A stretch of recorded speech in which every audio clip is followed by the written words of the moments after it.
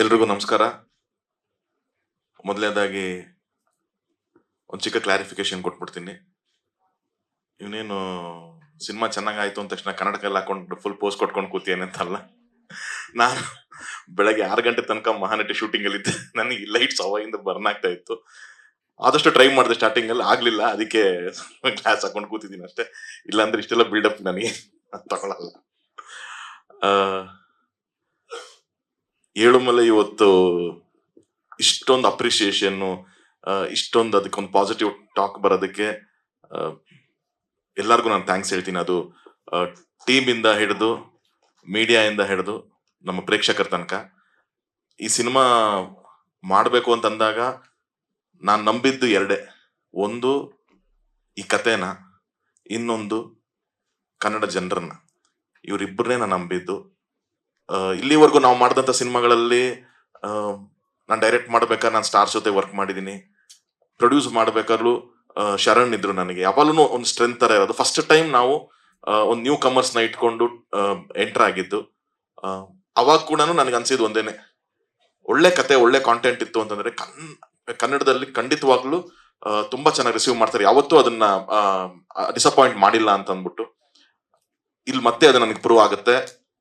ನನಗೆ ಈ ಸಿನಿಮಾ ಅಂತೂ ಜಗದೀಶ್ ಸರ್ ಫಸ್ಟ್ ದಿವಸ ಸ್ಲೋ ಸ್ಟಾರ್ಟ್ ಇತ್ತು ನಮಗೆ ಅಂತ ಅಂದ್ಬಿಟ್ಟು ಅಂತ. ಸರ್ ಸೇಮ್ ಎಕ್ಸ್ಪೀರಿಯನ್ಸ್ ಸರ್ ನನಗೆ 2017 ನನ್ನ ಚೌಕ ರಿಲೀಸ್ ಆಗುತ್ತೆ ಸರ್.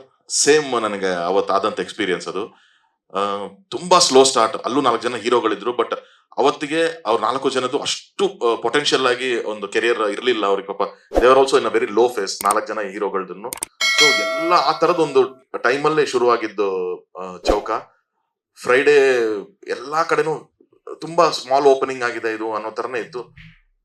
ಶನಿವಾರ ಮಧ್ಯಾಹ್ನಕ್ಕೆ ಸ್ವಲ್ಪ ಅದು ಪಿಕಪ್ ಆಗ್ತಾ ಹೋಗುತ್ತೆ.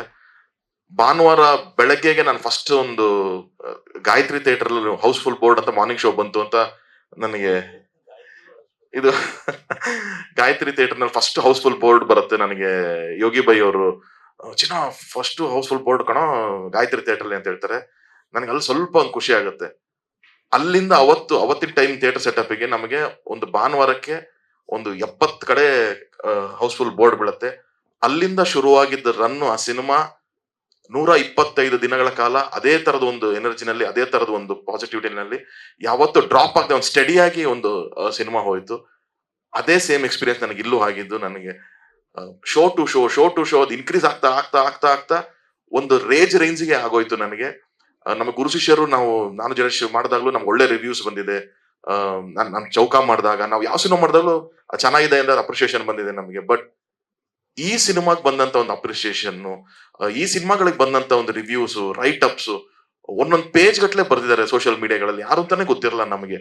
ನಮ್ಮನ್ನ ಟ್ಯಾಗ್ ಮಾಡಿ ಅಷ್ಟಷ್ಟು ಬರ್ದಿದ್ದಾರೆ. ಅವ್ರ ಸ್ಟೇಟಸ್ ಗಳು ಹಾಕೋಬೇಕಾರೆ ಇದು ಏನಾಯ್ತು ಅಂತಂದ್ರೆ, ನಾವು ಫಸ್ಟ್ ಇಂದ ಹೇಳ್ತಿದ್ವಿ, ನಾವು ಪ್ರಮೋಷನ್ಸ್ ಮಾಡ್ಬೇಕಾದ್ರೆ ಏನೇನ್ ಮಾಡೋಣ, ಫುಲ್ ಟೀಮ್ ಎಲ್ಲ ಕೂರ್ಸ್ಕೊಂಡು ಪ್ರಮೋಷನ್ಸ್ ಹಿಂಗ್ ಮಾಡ್ಬೇಕು ಹಂಗ್ ಮಾಡ್ಬೇಕು ಅಂತ. ಬಟ್ ನಾನ್ ಅಂದೆ, ಅಪ್ಪ ಈ ಸತಿ ಹಂಗ್ ಬೇಡ. ಇವಾಗ ಜನ ತುಂಬಾ ಇಂಟೆಲಿಜೆಂಟ್ ಆಗಿದ್ದಾರೆ. ನಿಮಗೆ ನೀವ್ ಏನ್ ಪ್ರಮೋಷನ್ ಮಾಡಿದ್ರು ಅದು ಬರೀ ಸಿನಿಮಾ ಈ ತರ ಇದೆ ಅನ್ನೋದಕ್ಕೋಷ್ಟೇನೆ ಅದು ಇನ್ಫಾರ್ಮೇಶನ್ ಆಗುತ್ತೆ ಹೊರತು ಇನ್ ಯಾವ್ದು ಅಲ್ಲ. ಅಥವಾ ಡೇಟ್ ಹೇಳೋದಕ್ಕೆ ನಮ್ಗೆ ಪ್ರಮೋಷನ್ ಯೂಸ್ ಮಾಡ್ಬೇಕು. ಇವತ್ತು ಮೊದ್ಲಾದ್ರೆ ನಾವು ಟಿವಿ ಮುಖಾಂತರ ಏನೋ ಹೇಳ್ತಿದ್ವಿ, ಅಥವಾ ಟ್ರೋಲ್ ಪೇಜಸ್ ಈ ತರದ್ ಎಲ್ಲ ಯೂಸ್ ಮಾಡ್ತಿದ್ವಿ. ಜನ ಇವಾಗ ಅದು ಯಾವ್ದನ್ನು ತಲೆ ಕೆಡ್ಸ್ಕೊಳಲ್ಲ. ಅವ್ರು ನಂಬುತ್ತಾ ಇರೋದು ಒಂದೇ, ಸಿನಿಮಾ ನೋಡ್ದವನೇ ಸಿನಿಮಾ ಬಗ್ಗೆ ಮಾತಾಡ್ಬೇಕು. ಸಿನಿಮಾ ಯಾರು ನೋಡಿರ್ತಾರೆ ಅವರೇ ಸಿನಿಮಾ ಬಗ್ಗೆ ಏನ್ ಹೇಳ್ತಾರೆ ಅದನ್ನ ಮಾತ್ರ ನಂಬಿ ಜನ ಥಿಯೇಟರ್ಗೆ ಬರ್ತಿದ್ದಾರೆ. ಸೊ ಸಿನಿಮಾನೇ ಮಾತಾಡ್ಬೇಕು. There is no alternative. Content ಮಾತಾಡಿದ್ರೆ ಜನ ಒಳಗಡೆ ಬರ್ತಾರೆ. ಅದಕ್ಕೆ ಒಂಚೂರು ಟೈಮ್ ಆಗತ್ತೆ ಇವತ್ತು. ಅದನ್ನ ಮಾತ್ರನೇ ಮಾಡ್ಬೇಕು ಅಂತ ನಂಬಿ ನಾವು ಇದು ಬಂದಿದ್ದು. ಅದಕ್ಕೆ ಆ ಟೈಮ್ ನಮ್ಗೆ ಏನು ಒನ್ ಡೇ 1.5 ಡೇ ತಗೊಂಡು. ಬಟ್ ಇವತ್ತಿಗೆ ಇಟ್ ಇಸ್ ವೆರಿ ಫಾಸ್ಟ್. ಅಂದ್ರೆ ನಾವು ಮೊದ್ಲಿನ ತರ ಸರ್ ಒಂದ್ 2 ವಾರ ಆದ್ಮೇಲೆ ಪಿಕಪ್ ಆಗೋ ಪಿಕ್ಚರ್ ಅದಿಲ್ಲ. 1 ದಿವಸ 2 ದಿವಸಕ್ಕೆ ಪಿಕಪ್ ಆಗ್ಬಿಡುತ್ತೆ. ಆ ತರದ್ ಒಂದು ಎನರ್ಜಿನಲ್ಲಿ ಶುರು ಆಯ್ತು. ನನ್ನ ಫೋನ್ ಕಾಲ್ಸ್, ನನ್ನ ಮೆಸೇಜಸ್, ಸೋಷಿಯಲ್ ಮೀಡಿಯಾ ಇಲ್ಲಿವರೆಗೂ ಅದು ಸ್ಟಾಪ್ ಆಗಿಲ್ಲ. ನನಗೆ ಬಂದಂತ ಒಂದು ರೆಸ್ಪಾನ್ಸ್ಗಳು ಎಷ್ಟು ಖುಷಿ ಆಗುತ್ತೆ ಅಂದ್ರೆ ನಂದೇ ಸಿನಿಮಾ ಇದು ಆದ್ರೂ ಕೂಡ ಅವ್ರು ಹೇಳ್ತಾ ಇರೋದಷ್ಟು ವಿಷಯಗಳು ನಾವು ಈ ಹಿಂದೆನೂ ಒಂದಷ್ಟು ನನ್ನ ಸಿನಿಮಾಗಳನ್ನ ಮಾಡಿದಾಗ ನೋಡಿದೀನಿ. ಬಟ್ ಸ್ಟಿಲ್ ಇಲ್ಲಿ ಬರ್ತಾ ಇರೋ ಒಂದು ಎನರ್ಜಿ ಇದೆಯಲ್ಲ, ದಟ್ ವಾಸ್ ವೆರಿ ನೈಸ್. ಎಷ್ಟು ಖುಷಿಯಾಗಿ ನನಗೆ ಅವ್ರು ಹೇಳ್ಬೇಕಾದ್ರೆ ಹೇಳ್ತಾರೋ, ಒಂದು ಸ್ಟೇಟ್ಮೆಂಟ್ ಎಲ್ಲ ತುಂಬಾ ಕಾಮನ್ ಆಗಿ ಹೇಳ್ತಾರೆ. ಅದೊಂದು ನನ್ ತುಂಬಾ ಬೇಜಾರು, ಹರ್ಟ್, ಅದೇನೋ ಗೊತ್ತಿಲ್ಲ ಹೆಂಗ್ ಅವ್ರಿಗೆ ಕನ್ವೆ ಮಾಡ್ಬೇಕು ಅಂತ ನಂಗೆ ಗೊತ್ತಾಗಲ್ಲ. ಸರ್ ಈ ಫಿಲಮ್ ಮಲಯಾಳಂ ಅಲ್ಲಿ ಬರ್ಬೇಕಾಗಿತ್ತು ಸರ್, ಇಷ್ಟು ಕೋಟಿ ಮಾಡಿರೋ ಸರ್ ಈ ಸಿನಿಮಾ ತಮಿಳಲ್ಲಿ ಬರ್ಬೇಕಾಗಿತ್ತು ಸರ್, ಇದಿಷ್ಟು ಕೋಟಿ ಮಾಡ್ಬೇಕಾಗಿತ್ತು ಸರ್. ಕನ್ನಡದಲ್ಲಿ ಬಂದಿದೆಯಲ್ಲ, ಇದನ್ ಕನ್ನಡದಲ್ಲಿ ನೀನ್ ನೋಡು, ಕೋಟಿ ಮಾಡುತ್ತೆ ಮಾಡಲ್ಲ, ಅದು ನನ್ನ ಪ್ರೊಡ್ಯೂಸರ್ ನನ್ಗೆ ಗೊತ್ತಿರೋದು. ನೀವು ಸಿನಿಮಾ ಬೇರೆ ಲ್ಯಾಂಗ್ವೇಜ್ ಅಂತ ಹೇಳ್ಬೇಡಿ, ಅಲ್ಲಿ ಜನನೂ ಅದೇ ಇಲ್ಲಿ ಜನನೂ ಅದೇ. ನನಗೇನು ಕನ್ನಡ ಜನನು ಖಂಡಿತವಾಗ್ಲೂ ಅದೇ ತರದ ಮಟ್ಟಿಗೆ ತಗೊಂಡ್ ಹೋಗ್ತಾರೆ. ಸ್ವಲ್ಪ ಏನಾಗಿದೆ, ಬಹುಶಃ ತುಂಬಾ ಸಿನಿಮಾಗಳು ಡಿಸಪಾಯಿಂಟ್ ಆಗಿರೋದ್ರಿಂದ ಆಡಿಯನ್ಸ್ಗೆ ಆ ನಂಬಿಕೆ ಬಂದಿಲ್ಲ. ಒಂದ್ ಒಳ್ಳೆ ಸಿನಿಮಾ ಬಂತು ಅಂದ್ರೆ ಅದ್ರ ನಂಬಿ ಹೋಗ್ಬೇಕು ಅನ್ನೋ ನಂಬಿಕೆ ಬರ್ತಾ ಇಲ್ಲ. ಅದೇ ಹೇಳ್ದಂಗೆ ಓಪನರ್ಸ್ ಬಂದ್ರು, ಇವಾಗ ಮಿಡ್ಲ್ ಆರ್ಡರ್, ಇದು ಖಂಡಿತವಾಗ್ಲೂ ಇದೊಂದು ಎಕ್ಕ ಆಯ್ತು, ಸೂ ಫ್ರಮ್ ಸೋ ಆಯ್ತು. ಸೊ ಇವಾಗ ಆಡಿಯನ್ಸ್ಗೆ ಒಂದು ಬಿಲೀಫ್ ಬರಕ್ ಶುರು ಆಗುತ್ತೆ. ದೇ ವಿಲ್ ಶೋರ್ಲಿ ಟೇಕ್ ಒಂದು ಪೊಟೆನ್ಶಿಯಲ್ ಇರೋ ಸಿನಿಮಾನ ಖಂಡಿತವಾಗ್ಲೂ ದೊಡ್ಡ ಲೆವೆಲ್ ತಗೊಂಡು ಹೋಗ್ತಾರೆ. ಅದಕ್ಕೆ ಏಳುಮಲೆನ್ ಒನ್ ಆಫ್ ದಿ ಸಾಕ್ಷಿ ಆಗುತ್ತೆ ಅಂತ ನಾನು ನಂಬಿದೀನಿ. ಇಲ್ಲಿವರೆಗೂ ಅದ್ಭುತವಾದ ಕಲೆಕ್ಷನ್ಸ್. ನೀವ್ ಇವಾಗ 30 ಸಿನಿಮಾ ರಿಲೀಸ್ ಆಗ್ತಿದೆ ಅಂದ್ರೆ, ನಮ್ದು ರಿಲೀಸ್ ಆಗ್ಬೇಕಾದ್ರೂ 17 ಸಿನಿಮಾ ರಿಲೀಸ್ ಇತ್ತು, ಕನ್ನಡ, ತೆಲುಗು, ತಮಿಳು, ಹಿಂದಿ ಎಲ್ಲ ಅಂತ ಅಂದ್ಬಿಟ್ಟು. ಅಂತ ಎಲ್ಲ ಅದ್ರಲ್ಲಿ ತುಂಬಾ ದೊಡ್ಡ ದೊಡ್ಡ ಫಿಲಮ್ಸ್ ಗಳು ಇತ್ತು. ಸೊ ಫ್ರೈಡೆ ತುಂಬಾ ಲಿಮಿಟೆಡ್ ಶೋಸ್ ತರ ಪ್ಲಾನ್ ಆಯ್ತು. ನಾನು ಜಗದೀಶ್ ಸರ್ ಕೇಳಿದೆ, ಸರ್ ಹೆಂಗ್ ಸರ್ ಇದು ಅಂತ. ಅವರು ಸರ್ ಇಲ್ಲ ಸರ್, ನಾವೆಲ್ಲ ರಿಕ್ವೆಸ್ಟ್ ಮಾಡಿದ್ವಿ, ಬಟ್ ಎಲ್ಲರಿಗೂ ಶೋಸ್ ಕೊಡ್ಲೇಬೇಕಾಗುತ್ತೆ, ಇದು ಯಾವ ಸಿನಿಮಾ ಬಂದ್ರೆ ಹಿಂಗಿರುತ್ತೆ ಸರ್ ಅಂತ. ಆಯ್ತು ಸರ್, ನಾವು ನಂಬಿ ಮಾಡೋಣ ಬನ್ನಿ ಅಂತ.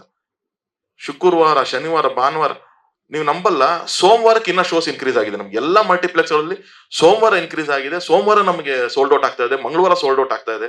ಸೊ ಒಂದು ಪೊಟೆನ್ಶಿಯಲ್ ಇದೆ ಅಂತ ಅಂದಾಗ ಅದನ್ನ ಉಳಿಸ್ಕೋತಾರೆ ಖಂಡಿತವಲ್ಲ. ನಾವು ತುಂಬಾ ಕ್ರಿಬ್ ಮಾಡಬಾರ್ದು. ನನಗೆ ಅದೊಂದೇ ಇರೋದು, ಯಾವತ್ತೂ ನಾವು ಕಂಪ್ಲೇಂಟ್ಸ್ ಮಾಡೋದು, ಕನ್ನಡ ಚಿತ್ರರಂಗ ಬಗ್ಗೆ ಕಂಪ್ಲೇಂಟ್ಸ್, ಸಿನಿಮಾಗಳ ಬಗ್ಗೆ ಕಂಪ್ಲೇಂಟ್ಸ್ ಅದು ಮಾಡ್ದೇನೆ ಪಾಸಿಟಿವ್ ಆಗಿ ಹೋದ್ರೆ ಎಲ್ಲಾ ಸಿನಿಮಾಗಳು ಚೆನ್ನಾಗಾಗತ್ತೆ ಅನ್ನೋದು ಒಂದು ನಂಬಿದೀನಿ. ಅಂಡ್ ಅಗೇನ್ ಎಲ್ಲಾರು ಇದೊಂದು ವೇದಿಕೆ, ನನ್ನ ತಂಡ ಎಲ್ಲಾರು ಅವಾಗಿನ ಪಾಪ ಮಾತಾಡ್ಬೇಕಾದ್ರೆ ಥ್ಯಾಂಕ್ಸ್ ಹೇಳ್ತಾರೆ. ಬಿಕಾಸ್ ಇದು ಅಷ್ಟು ದಿನಗಳ ಒಂದು ಶ್ರಮ, ಅಷ್ಟು ದಿನಗಳಿಂದ ಒಂದ್ ಒಳಗಡೆ ಇಟ್ಕೊಂಡಿರ್ತಾರೆ.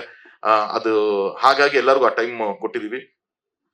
ನಾನು ತುಂಬಾ ಎಲ್ಲರಿಗೂ ಥ್ಯಾಂಕ್ಸ್ ಹೇಳೋಂತ ಇದ್ರಲ್ಲಿಲ್ಲ, ನಾನು ಬೇಗ ಮುಗಿಸ್ತೀನಿ. ಬಟ್ ಸ್ಟಿಲ್ ಪ್ರತಿ ಸತಿ ನಾವು ಪ್ರೆಸ್ ಮೀಟ್ ಏನೋ ಮಾಡಿದಾಗ ನಾನು ಎಲ್ಲ ಮೇಜರ್ ಟೆಕ್ನಿಷಿಯನ್ಸ್ ಗಳಿಗೆಲ್ಲ ಥ್ಯಾಂಕ್ಸ್ ಹೇಳಿದೀನಿ.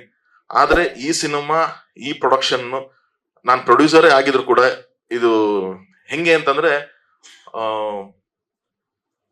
ಈ ಪವರ್ ಬರುತ್ತೆ ಗೊತ್ತಾ ನಮಗೆ, ಟ್ರಾನ್ಸ್ಫಾರ್ಮರ್ ಇಂದ ಯಾವ್ದೋ ಒಂದು ಪವರ್ ಬರುತ್ತೆ, ಅದನ್ನ ನೀವು ಟಿವಿ ಕನೆಕ್ಟ್ ಮಾಡ್ತೀರಾ ಮನೆಗಳಲ್ಲಿ, ಅಥವಾ ಯಾವ್ದೋ ಒಂದು ಎಸಿಗೋ ಫ್ರಿಡ್ಜ್ಗೋ ಏನೋ ಕನೆಕ್ಟ್ ಮಾಡ್ತೀರಂದ್ರೆ ಅದ್ರ ಮಧ್ಯದಲ್ಲಿ ಒಂದು ಸ್ಟೆಬಿಲೈಸರ್ ಅಂತ ಇರುತ್ತೆ. ಅದ್ರದ್ದು ಏನ್ ಕೆಲಸ ಅಂತಂದ್ರೆ, ಅದೆಷ್ಟೇ ಪವರ್ ಬಂದ್ರು ಅದು ಇದು ಲೋಡ್ ತಗೊಂಡು ಇದಕ್ಕೆ ಎಷ್ಟು ಬೇಕು ಅಷ್ಟನ್ನ ಮಾತ್ರ ಕೊಟ್ಕೊಂಡು ಎಲ್ಲಾ ಲೋಡ್ ಅದು ತಗೊಂತಾ ಇರುತ್ತೆ. ಇಲ್ಲದಿ ಟಿವಿ ಚೆನ್ನಾಗಿ ಬರ್ಬೇಕು, ಫ್ರಿಡ್ಜ್ಗೆ ಏನ್ ಆಗ್ಬಾರ್ದು ಅಂತ ಮಾಡ್ತಾ ಇರುತ್ತೆ. ಆ ತರ ಈ ಸಿನಿಮಾಗೆ ನನ್ ಜೊತೆ ನಿಂತು ಕೆಲಸ ಮಾಡಿದಂತ ಇಬ್ರು ಹುಡುಗರು, ಒಂದು ರಾಮು, ಇನ್ನೊಂದು ಸೂರಜ್. ಅಂಡ್ ಅವ್ರಿಗೆ ಗೈಡ್ ಮಾಡಿದ್ದು ನಮ್ಮ ನರಸಿಂಹಣ್ಣ. ಯಾಕಂತಂದ್ರೆ ನಾನು ಪ್ರೊಡ್ಯೂಸರ್ ಆಗಿ ಸೆಟ್ ನಾನು ಜಾಸ್ತಿ ಹೋಗ್ತಿರ್ಲಿಲ್ಲ. ನಾನ್ ಸೆಟ್ಗೆ ಹೋಗ್ತಿರೋದಕ್ಕೆ ಮೇನ್ ರೀಸನ್ ಏನು ಅಂತಂದ್ರೆ, ನಾನೊಬ್ಬ ಡೈರೆಕ್ಟರ್ ಆಗಿ ನಾನಲ್ಲಿ ಕುತ್ಕೊಂಡ್ರು, ನಾನು ಏನೋ ಕೆಲಸ ಬೇಡ, ನಾನು ಸುಮ್ಮನೆ ಕೂತಿದೆ ಅಂತಂದ್ರು ಇನ್ನೊಬ್ಬ ಡೈರೆಕ್ಟರ್ಗೆ ಅದು ಎಫೆಕ್ಟ್ ಹೊರಗಡೆ, ಅಲ್ಲಿ ಸೆಟ್ ಅಲ್ಲ. ಪುನೀತ್ ಕೂಡ ಸರ್ ನೀವು ಬನ್ನಿ ಸರ್ ಜೊತೆಗಿರೋಣ ಅಂತಾನೆ ಹೇಳ್ತಾನೆ ಇರ್ಬೋದು, ಬಟ್ ಹೊರಗಡೆ ತರುಣು ಅಲ್ಲಿ ಸೆಟಲ್, ತರುಣೇ ಮಾಡ್ತೀರಂತೀರಿ ಎಲ್ಲರೂ ಅಂತ ಇಲ್ದೇ ಇರೋ ಟಾಕ್ಸ್ ಹೋಗುತ್ತೆ ಅಂತ ಒಂದು ಬೇಡ ಅನ್ನೋದು ಒಂದೇ ಉದ್ದೇಶಕ್ಕೋಸ್ಕರ ನಾನು ಸೆಟ್ ತುಂಬಾ ಕಮ್ಮಿ ಹೋಗ್ತಿದ್ದೆ. ಬಟ್ ಅಷ್ಟು ಅಮೇಸಿಂಗ್ ಶೂಟ್ ಆಗ್ಬೇಕು ಅಂದ್ರೆ, ಅಷ್ಟು ಚಾಲೆಂಜಸ್ ನಡುವೆ ಒಂದು ರೆಗ್ಯುಲರ್ ಲೊಕೇಶನ್ಸ್ ಇಲ್ದಂಗೆ ಇಷ್ಟೊಂದು ಒಂದು ಕ್ರ್ಯೂನ ಕಟ್ಕೊಂಡು ಒಂದು ಜರ್ನಿ ಆ ಇಬ್ರು ಹುಡುಗರು ಮಾಡಿದಾರೆ. ಅವ್ರಿಬ್ರು ಪಾಪ ಅವ್ರು ಮಾತಾಡಕ್ ಆಗ್ಲಿಲ್ಲ ಸ್ಟೇಜ್ ಮೇಲೆ ನಿಂತ್ಕೊಂಡು, ಯಾಕಂದ್ರೆ ಕೆಲಸ ಮಾತಾಡತ್ತೆ ಅವ್ರಿಬ್ರದನು. ಆ ತರದೊಂದು ಅದ್ಭುತವಾದಂತ ಟೀಮ್ ನನಗೆ ಸಿಕ್ಕಿದೆ. ನರಸಿಂಹಣ್ಣನು ನಮ್ಮ ಮ್ಯಾನೇಜರ್. ಯಾಕಂದ್ರೆ ಈ ಸಿನಿಮಾ ಎಕ್ಸಿಕ್ಯೂಟ್ ಮಾಡಕ್ ಇವರೇ ಬೇಕಾಗಿದ್ದು. ಕ್ಯಾಮ್ರಾಮೆನ್, ಎಕ್ವಿಪ್ಮೆಂಟ್ಸ್ ಇನ್ನೊಂದೆಲ್ಲ ಸಿಕ್ಕರೆ ಮಾಡ್ತಾರೆ. ಕ್ಯಾಮ್ರಾಮೆನ್ ಎಕ್ವಿಪ್ಮೆಂಟ್ ಸಿಗ್ಬೇಕು ಅಂದ್ರೆ ಅವರೇ ಬೇಕಾಗತ್ತೆ ಇಲ್ಲಿ. ಓಕೆ, ಡೈರೆಕ್ಟರ್ ಪೇಪರ್ ಬರ್ದಿ ನನಗೆ ಇದು ಬೇಕು, ನಾಳೆಗೆ ಇದು ಬೇಕು, ಇದು ಯಾಕೆ ಬರ್ತಾ ಇಲ್ಲ ಅಂತ ಡೈರೆಕ್ಟರ್ ಹೇಳ್ಬೋದು. ಬಟ್ ಇದನ್ನೆಲ್ಲ ಒದಗಿಸ್ಕೊಡ್ಬೇಕು ಅಂತಂದ್ರೆ ಅವರೇ ತುಂಬಾ ಇಂಪಾರ್ಟೆಂಟ್ ಆಗ್ತಾರೆ. ಸೊ ಈ cinema was very very very challenging. ಇದನ್ನ ತುಂಬಾ ಚೆನ್ನಾಗಿ ಪುಲ್ ಆಫ್ ಮಾಡಿದ್ದಾರೆ. So thank you Ramu, thank you Suraj ಅಣ್ಣ, ಥ್ಯಾಂಕ್ ಯು. ನೀವು ಮೊದಲೇ ಸಿನಿಮಾ ಇಂದನೂ ಇಲ್ಲಿವರೆಗೂ ನನ್ನ ಎಲ್ಲಾ ಸಿನಿಮಾಗೂ ಜೊತೆ ಟ್ರಾವೆಲ್ ಮಾಡ್ಕೊಂಡು ಬಂದಿದ್ದೀರಣ್ಣ. So thank you so much. Latest ಹಾಗೂ ಇಂಟ್ರೆಸ್ಟಿಂಗ್ ಸುದ್ದಿಗಳಿಗಾಗಿ ಬಾಸ್ ಟಿವಿ ಕನ್ನಡ ಚಾನೆಲ್ನ ಸಬ್ಸ್ಕ್ರೈಬ್ ಮಾಡಿ. ಹಾಗೆಯೇ ಬೆಲ್ ಐಕಾನ್ ಪ್ರೆಸ್ ಮಾಡಿ. ಇದರ ಜೊತೆಗೆ ಫೇಸ್ಬುಕ್, ಇನ್ಸ್ಟಾಗ್ರಾಮ್, ಎಕ್ಸ್ ನಲ್ಲೂ ಮಿಸ್ ಮಾಡದೆ ಫಾಲೋ ಮಾಡಿ.